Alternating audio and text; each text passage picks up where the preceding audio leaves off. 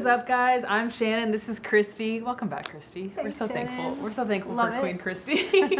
But again, we are continuing in our series called The Talk. We are in week 3, I believe. We have one more week after this, and I personally just really enjoyed having these conversations. This is my first time being on camera having these conversations, so we'll see how that goes. But again, I've really appreciated this series. Jeff kind of in the first week talked a lot about identity. Last week was obviously just talking about like, man, what is God's sexual standard for us? Talking about sexual immorality.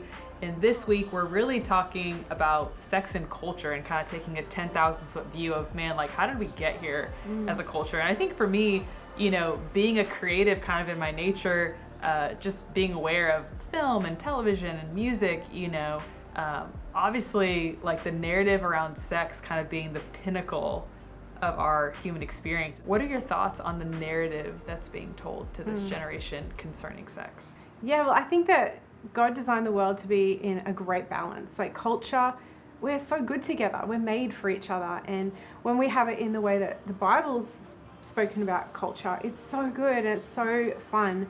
But I think when you remove God from that, which, you know, Satan loves to do, he loves to take something great that God has designed and just tweak it a little bit and put emphasis on other areas, or put one kind of area of what God's given us, lift it a little higher than another one. And I think one of those things has been our happiness. It's kind of a way where we've replaced pursuing something great about God. You know, He is the greatest fulfillment and the greatest fun. And when we transfer that and put something else in its place, then we have to start pursuing something else, because what are we going to do with that time? It's like a vacuum. I love what you mentioned, the idea of like being in a vacuum, where, you know, Jeff talks about that in Romans 1 and just kind of this natural progression that takes place. You know, ultimately we were created for God, and there's a trajectory of life that comes when we pursue God. Likewise, when we decide, kind of like Romans 1's talk about, where, hey, when we decide no, like I don't want to worship you, I don't want to glorify you, the heart goes, well, I need to worship something, you know? And I think our culture has decided like that's going to be sex, you know? And so you see in Romans 1 kind of the natural depravity that begins to take place when God is taken off the throne and something else is put there. I think it's not just sex, I think it's pleasure. I want what I want, and I want to be able to get what I want. And so it's replacing it with that. Like, that makes me feel good. I think it's almost like it's replaced, I think happiness has replaced it. And people feel as though, well, sex and what I want to do in that area, that brings me happiness, so therefore I should want that. And I think when you do that, it puts a burden on your own shoulders that is heavy. The thing I love about God is that He knows our past. You know, He formed us in our mother's womb. He actually decided who we were going to be before that. He put us in the exact place we're meant to be. And He then knows how to make that beautiful. And when we decide that we know best for ourselves, I think subconsciously that puts a lot of pressure on ourselves, because we don't know the end product. I love that, you know, you talk about the idea, because again, I think about ultimately like, okay, yeah, like what is the narrative that culture is telling the generation? And yes, it's saying that like sex is the pinnacle of your existence, but ultimately it's like, hey, this will make you happy. And like, who doesn't want that? You know, it's a pretty compelling narrative. For you, what do you believe is the narrative that Jesus ultimately gives us to counter that narrative of like pursue in this culture, particularly sex? You know, what is the counter narrative that Jesus brings to the generation right now, you think? I think He always comes from, well, I think looking at His motivation. His motivation is love for us and the best for us. I mean, He provided us a book to be able to figure that out. He has designed all of the interactions we have with people in the perfect way. And He has the answers for that and tells us how to live it. And I think we've focused on one area more than another, whether it be sex or even in marriage. You know, often we'll elevate that as though that's what we're aiming for. And He doesn't say that at all. He is God, and we're made in His image. There's so many aspects to Him. And He knows what we need. He knows what kind of interactions we need to have with each other, what kind of community we need to have that makes us feel fulfilled, what kind of interests we need to chase. And so He's provided all these avenues. And I think one of the lies that we can often find in church is that we feel like we have to have that relationship of marriage when we can have intimacy with so many other people. That's just one aspect. It's great, but then there's actually, if you are hanging out with your friends, you can have a different kind of intimacy with them. If you're hanging out with your cousins, that's a different intimacy. If you're hanging out with younger people, that's a different intimacy. And I think it's elevating those to come up to be the same. Like, we can really enjoy that. And in fact, if you aren't married, you can actually do more things in other ways that you can't do when you have the responsibilities of marriage.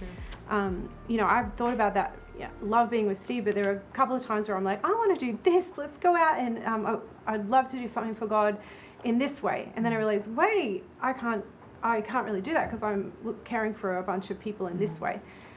Whereas instead, if you have all of the other kinds, you can be fulfilled in those areas as well. And I think, you know, often when you enter churches, you're told, don't do this, don't do this. The heart and the motivation behind it was so that you would know God. You'd press into Jesus. You wouldn't have these distractions. Yes. But when you focus on that, you start to tick boxes and achieve, like, especially if you're an achiever, you'll aim for that, rather than go, wait, no, again, it's the motivation. Am I pursuing Jesus because he has a heart for me? Do I have a heart for him? And then on the flip side, so that's some churches where there's all the rules. On the other side, you've got all of the, you know, do whatever you want because God loves you and he wants you to be happy. But then that's also not giving them the boundaries. It's not giving us the boundaries that we need. I think there's definitely a different way in the middle, which is his heart for us, where he's saying, hey, let's just do this the best way. I've designed this. I know how it works. Let's do it together. It's going to be great. It won't cause as much destruction for you. And along with that, when you have these moments of difficulty, you can press into him. And he's there just waiting to be like, cool, let's do this together. Yeah, I love kind of just what you're saying. I feel like ultimately, whether it's culture, whether it's Christianity, both are claiming, and obviously we like to think that we kind of have, you know, the win in that sense, but like both are claiming to say this is where life comes from.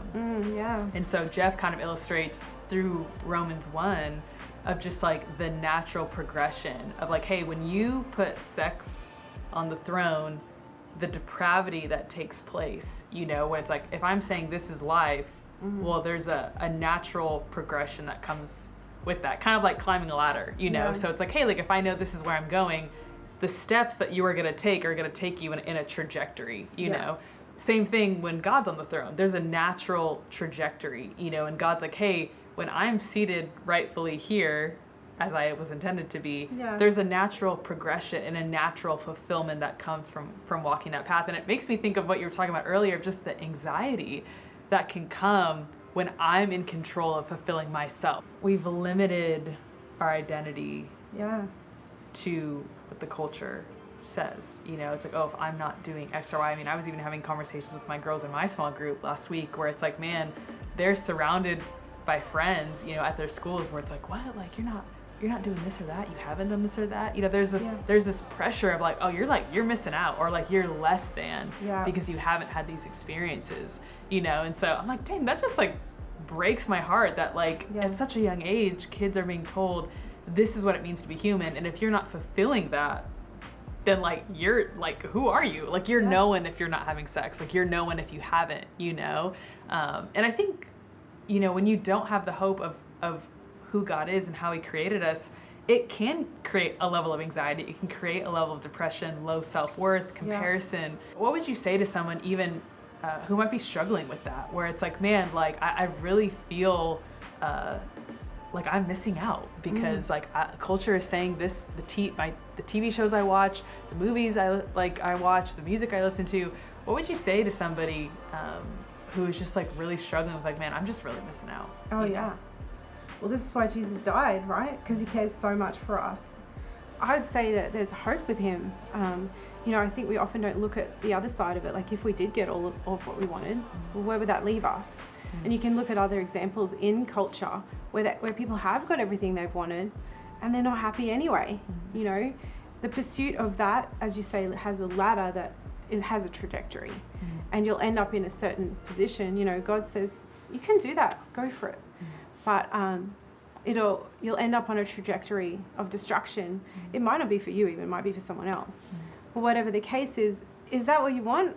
Or would you Jesus is here so that we can push into him, so that we can, on the flip side, go on a different ladder that takes us to a place where there is freedom from being, now I see that these things bind us. There's hope that he can help us through.